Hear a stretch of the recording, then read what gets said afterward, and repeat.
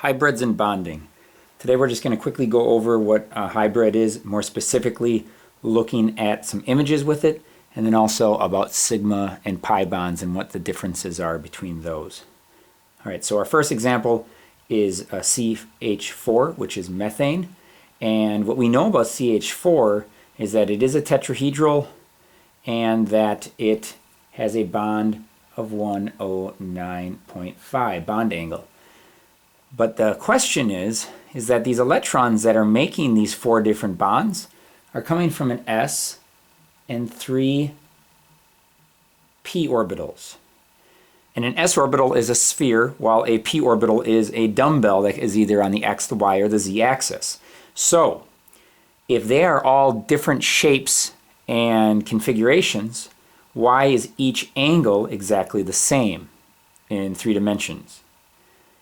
Well, what must happen and what they theorize is that the different orbitals all must become the same, and that is what hybridization is. A hybrid is a combination of two or more things. So what happens in carbon is that this electron gets promoted up into the p's, and now you have an electron in an s and in 3 p orbitals. And these 4 electrons in 4 different orbitals, 3 in one sublevel, 1 in another, all end up being in an sp3 orbital that is all exactly the same size and able to create the same angles around a central atom.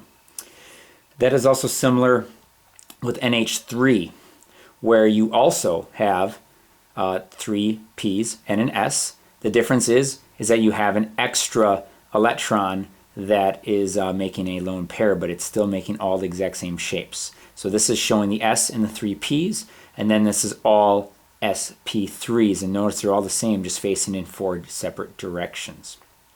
Okay, let's elaborate on that a little bit. We look at C2H4, and we look at this shape, and it hopefully looks like a trigonal planar to you, so that would be a 120 degrees. What happens with this now instead is that, again, the electron gets promoted, but in this case, while we talk about clouds, and now this is kind of evolving our thoughts, is that there are only 3 electron clouds. Well, there are only 3 bonding sites that have been needed to be hybridized. So those 3 electrons go to sp2, but then that last electron stays unhybridized as a 2p. So it stays as a p orbital. Okay? So first, let's look at this. This is representing our 3 clouds. This bond is our single bond. This is a single bond. And more specifically, it's a sigma bond.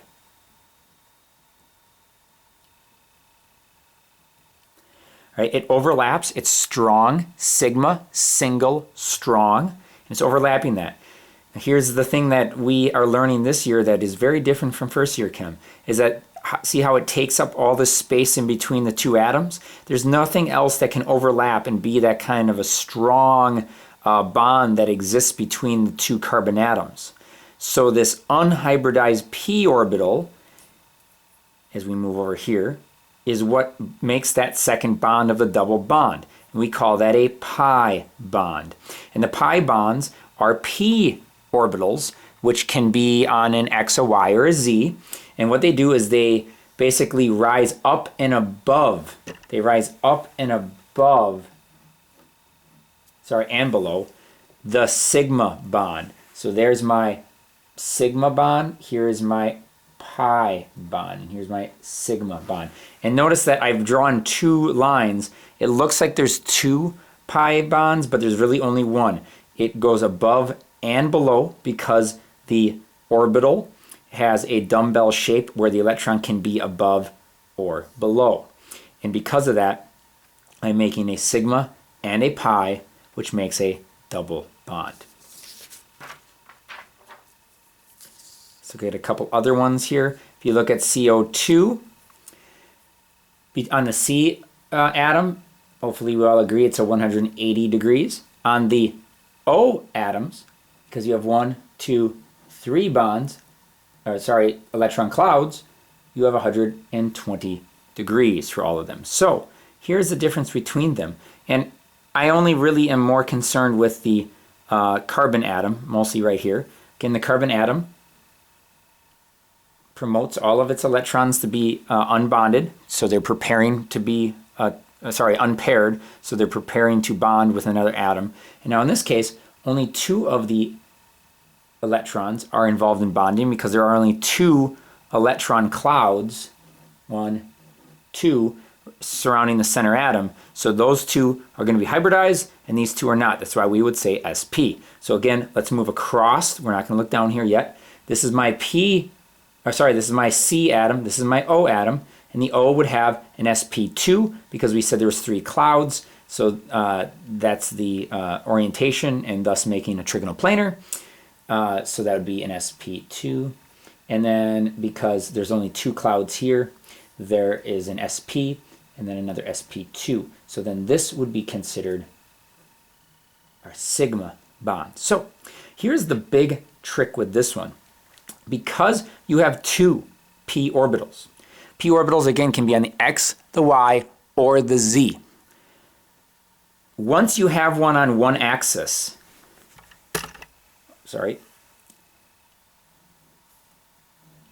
that is taking up that space, that area in space. So that is one of my pi's. Again, this is my sigma, if you want to overlap that. So let's just call this the y. Maybe this is on the z then, the other p that is showing up. It can't be the same. So then this is my other pi bond. This is a sigma. They're all labeled. For the other carbon to oxygen bond. So going back up here, I'd have a sigma and a pi and a sigma and a pi. But this is what it visually looks like. I want you to take from this understanding that there's actual electron clouds and electron cloud density between our atoms. And if the sigma is already taking up that space, the pi's have to reach up and over. That's why they are weaker. They are a weaker bond because they are not an overlapping bond like the sigma bonds are. Just to do one last comparing and contrasting, hopefully you see this now, and you'd say, okay, well, there are 2 clouds around my center atom, so that'd be an sp. So if I have any kind of bond in between 2 atoms, my first bond in there would be a sigma, but then the other 2, and it's kind of hard to see on the map, but here this shows it more. The other 2 have p orbitals in 2 different planes, making the other 2 pi bonds. So then this is just a picture of all of our shapes. This is how these geometries then exist. Please do not be confused that it says DSP3. We've been calling it SP3D. All these angles are exactly the same because these are new hybridized clouds. They are not S's, they are not P's, they are not D's. They are a combination of 2 or 3 of them depending on the shape. These are combinations of S's and P's. These are combinations of S, P's, and D's. So when we look at this, for example, the hybridization is 1, 2, 3, 4, 5, 6 clouds. So there would be sp3d2. And then the chlorine. Some people argue, I should say F. There are sources that say these are unhybridized, but because of the angles and the electrons, they would probably most likely be hybridized. So then because there are 4 clouds on my F, that would still be considered an sp3. Last one here, this has 2 more, 1, 2, 3, 4, 5 clouds. So this is an sp3d. And those are all creating potential sigma bonds, but there's only 2 of them. And then the F's again have 1, 2, 3, 4 clouds. So that is an sp3, which is some of the things that we've talked about in the past. So to finish this up, it's similar to the last one. This is an sp3d and another sp3. And all these would just have sigma bonds, no pi bonds, because there are no extra bonds. Final thought of the day. This is a benzene ring. And a benzene ring has 6 carbons, 6 hydrogens, which you see right here, and then double bonds. But notice that the double bonds can be on every other carbon like this, or every other carbon. So it still elevates my carbons, or my electrons. It still creates 3 sigma bonds, and you can see them right here.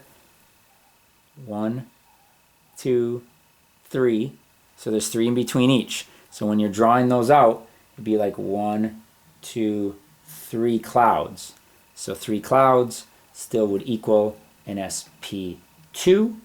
But look here, these are all my p orbitals.